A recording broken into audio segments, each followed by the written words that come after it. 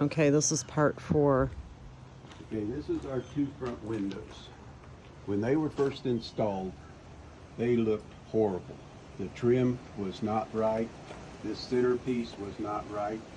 So they came out with another crew, which they told us was their best crew, and we found out that this crew was the first time that they ever worked for this company, and they actually wanted to hire them because we have a camera right there that picks up motion and voices, and we have that recorded, so we know what we're talking about. Well, on that camera, I heard that they told the office not to pay the first crew. Right. It's on that. It's on this camera because he said don't pay the first crew because they did the same thing to these people as they did to another job. Not only that, but when he walked in our house and he looked at these windows and the outside of this window, he said, "Oh my God."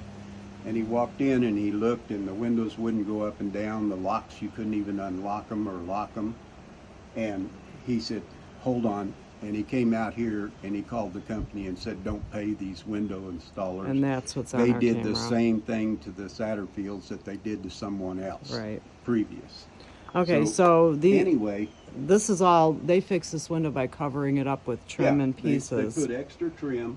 On Lots top of trim. Trim on top of trim. The first centerpiece that was in here, they trimmed each side and the front of it, which left gaps and openings. So he came back with this piece and put it over all that and caulked it in. So I got a lot of, nice. Yeah, I got a lot of trim on top of trim. Instead of the integrity, the window integrity, I've got trim. Lots of trim on top of trim is what we got. And if you look up there, you can see where it's just tons of they trim. They covered up the problem that was here. And tried to make it look cosmetically okay. And then the screens don't fit, of and course. The screens don't fit. And actually, no, they don't fit. No. You got gaps on each side. You can slide the screen this way. You get a gap on this side. It's that way. And they admitted the screens were not the right size. Plus, the screen itself is not the no-seam screens.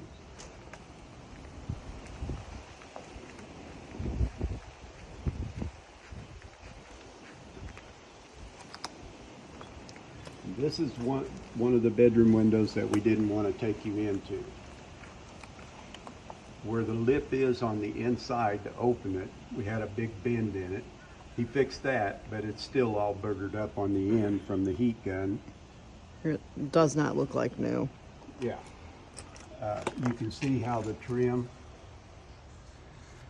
you've got gaps all around it. And once again, the screens are a joke.